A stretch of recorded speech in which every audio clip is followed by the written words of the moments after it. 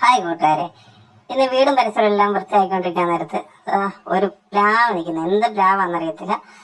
അപ്പോൾ ഒരു ഐഡിയ, ഇതിൽ നമുക്ക് ചെമ്പരച്ചക്കയുടെ ഒരു കമ്പ് ഗ്രാഫ്റ്റ് ചെയ്ത് നോക്കിയാലോ. അപ്പൊ നമുക്ക് ആദ്യമായിട്ട് ഇങ്ങനെ കട്ട് ചെയ്തിട്ട് പതിയെ തൊലി താഴോട്ട് ഇരിച്ചെടുക്കണം. പതിയെ അത്ര ഭാഗം എടുത്ത് കളയുക.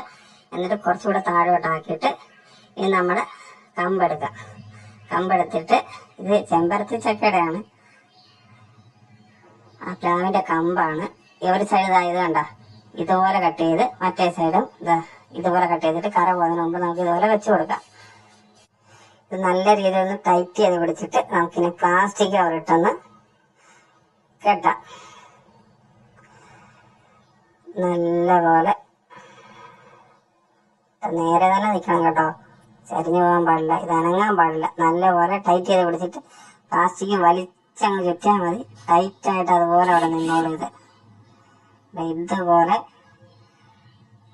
ടൈറ്റ് ചെയ്ത അനങ്ങത്തില്ല, നിന്നോളും. നല്ലപോലെ വലിച്ചങ്ങ് ടൈറ്റ് ചെയ്താൽ മതി. കണ്ടാ അനങ്ങുന്നില്ല, കണ്ടാ നമ്മള് ഇങ്ങോട്ടാക്കിയിട്ട് തിരിച്ചതുപോലെ തന്നെ വന്നണ്ട. നല്ലപോലെ വലിച്ച് ടൈറ്റ് ചെയ്യണം. പ്ലാസ്റ്റിക് കൊണ്ട് നല്ല വലിഞ്ഞ് ടൈറ്റ് ആയിക്കോളും. ടൈറ്റ് ചെയ്ത് നമുക്കിനി അത് കെട്ടി നിർത്താം. വലിച്ച് ടൈറ്റ് ചെയ്ത് കെട്ടി നിർത്തണം. വെള്ളമൊന്നും കയറാൻ പാടില്ല.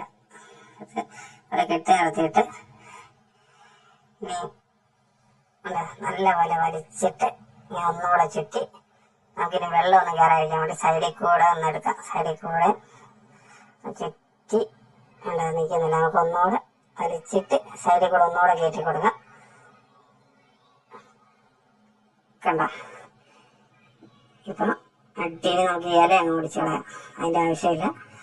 കണ്ടാ അടിപൊളിയായിട്ട് നമ്മൾ ടൈറ്റ് ചെയ്തെടുത്ത് ഇനി നമുക്ക് വെള്ളമൊന്നും കയറാതിരിക്കാൻ വേണ്ടി ഇതിന്റെ മേലെ ഒരു പ്ലാസ്റ്റിക് ഇട്ട് കൊടുക്കാം. പ്ലാസ്റ്റിക്കും നമുക്ക് ഒന്ന് റൗണ്ട് ആക്കിയിട്ട് അടിയിൽ ഒന്ന് ടൈറ്റ് ചെയ്ത് കെട്ടിക്കൊടുക്കാം. കൂട്ടുകാരെ, അങ്ങനെ നമ്മുടെ പ്ലാവിന്റെ സൈഡ് ഗ്രാഫ്റ്റ് കഴിഞ്ഞിരിക്കുകയാണ്. കൂട്ടുകാരെ, നിങ്ങൾക്ക് ഈ വീഡിയോ ഇഷ്ടമായെങ്കിൽ ലൈക്ക് ചെയ്യുക, ഷെയർ ചെയ്യുക, ഈ ചാനൽ സബ്സ്ക്രൈബ് ചെയ്യുക.